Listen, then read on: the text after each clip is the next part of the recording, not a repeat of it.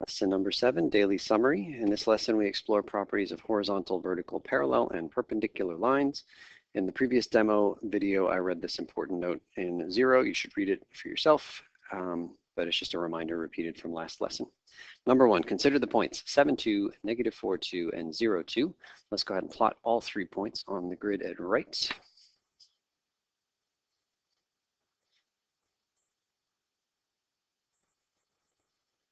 And then what word describes the line connecting these points? So the line that connects those points is a horizontal line.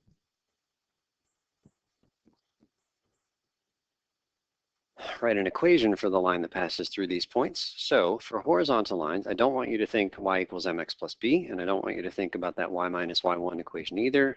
Horizontal lines and in a minute vertical lines are going to be special cases all on their own. So take a look at these 3 points. They all have something in common. The thing that's the same in all 3 points is the 2. And specifically, the 2 is the y coordinate. And the equation of that green horizontal line is y equals 2. Every point on that green horizontal line has a y coordinate of 2, not just the 3 blue points that we plotted here, but every single point.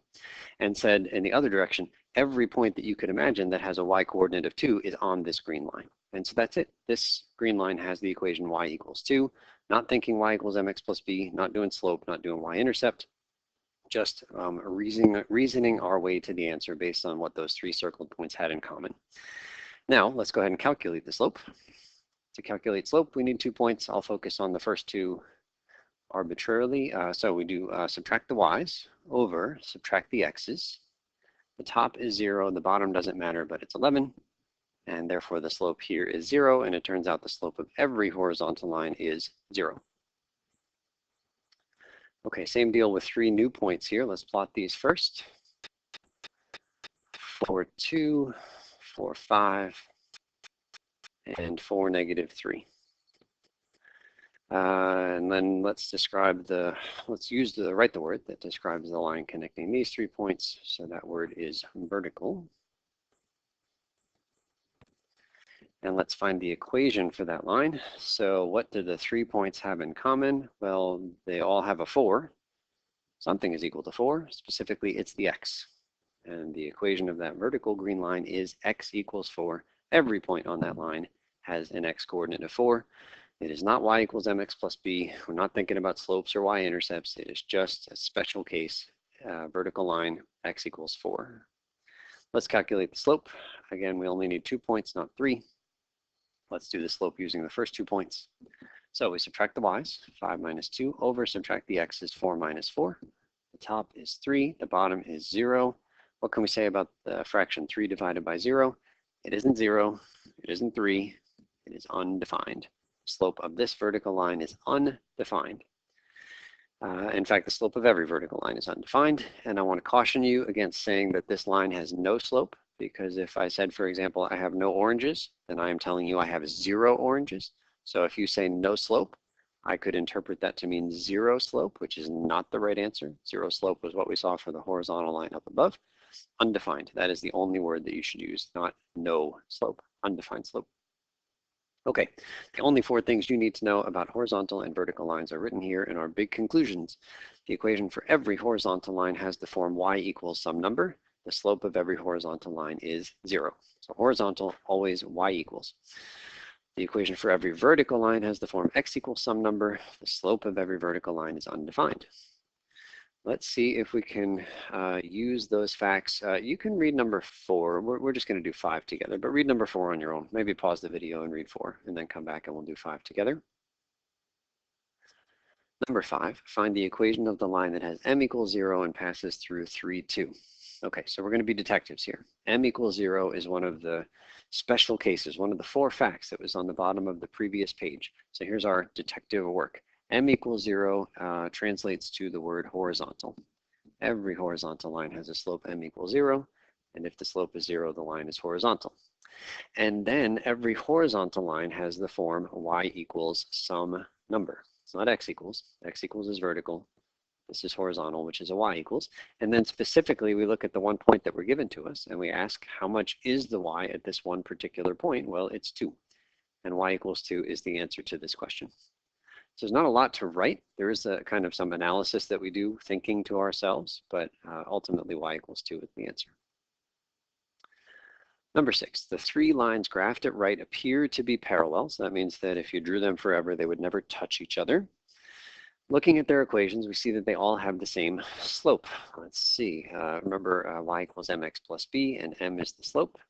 And so in this case, the m is 2 and 2 and 2. And the b's are different, the y-intercepts are different, but the slopes are all the same. And in fact, number 7 is the conclusion. 2 lines are parallel if their slopes are equal. The only way you can have parallel lines is if you have slopes that are the same. I'm hoping that makes sense. In this particular case, you can run, like if I want to get from this point here to this point here, I run 1 to the right and 2 up. And that's true consistently on that first line. And then here's a different line. Let's focus on this point and this point, and we run 1 to the right and 2 up. And so it's the same exact directions, right? It's the same steepness directions, 1 to the right and 2 up. If you consistently go 1 to the right and 2 up, you are going to get this whole family of parallel lines. The only thing that's different is like the y-interceptor or a starting point per se. Okay, so all you need to know about parallel lines is that they have the same slope. Number 8 says 2 perpendicular lines are graphed. Remember, perpendicular lines are lines that meet at right angles. That means that all 4 of these angles right here at the intersection are 90 degrees each. They're all right angles. And let's go ahead and calculate the slopes of these 2 lines. So in order to calculate slopes, we want to find 2 nice points, 2 points with nice integer coordinates. I see 1 here. It's hard for me to tell, but I think that's 1 there. So 0, -3, and this one looks like it's 5, -4. And so we calculate the slope of that line. So the slope here, -3 minus -4 divided by 0 minus 5. So upstairs, -3 plus 4 is really +1 over -5. So the slope there is -1/5. Let's pick 2 points on the other line. Again, trying to read points with nice coordinates. Looks like, I think this is 1 here. It's hard for me to tell. I think your graph paper is hopefully nicer looking than mine. Actually, I'm not even sure if that's one. This one looks like 0, 3. Okay, and let's keep going here. So I think this is -1, -2. And so if I calculate the slope there, what do we get? 3 minus -2, that's the y's subtracted, over 0 minus -1. So upstairs is a 5, downstairs is a 1. And you could just write 5 instead of 5 over 1, but I do want to leave it in that fraction form. So I'll just say that my 2 slopes were 5 over 1 compared to 1 over -5. And there's 2 things you can do to the first fraction to turn it into the second fraction. You got to flip it over, right? The 5 over 1 becomes 1 over 5, and you have to negate it. It was positive 5 over 1, and now it's a negative answer at the end, right? Positive 5 versus a -1/5. There's a fancy word for flipping a fraction over. It is reciprocal. You can see it right there. So our big conclusion here about slopes of perpendicular lines, if 2 lines are perpendicular and not vertical, then the slope of one line is the opposite reciprocal of the slope of the other. Reciprocal means, remember, flip the fraction, and opposite just means change the sign. So that is the only thing to know about perpendicular lines, is that their slopes are opposite reciprocal. If you have to calculate the slope of a line perpendicular, you take the slope of the given line and you change its sign and you flip it upside down. Opposite and reciprocal, it is always 2 changes, not just 1. That said, you can see that there's this phrase here, non-vertical. If you have a vertical line, then its slope is undefined. So we can't say anything about, like opposite reciprocal when one slope is undefined. So instead, if you happen to be in a case where you are at a vertical line or a horizontal line, you don't use the slope stuff that we just said on this page. You go back to the previous page and just use your 4 facts in that big conclusion at the bottom of the previous page. Right? So you might see parallel things and perpendicular things for vertical and horizontal lines. And in either of those cases, you don't use this opposite reciprocal. You don't use same slope. You use the 4 facts on the previous page.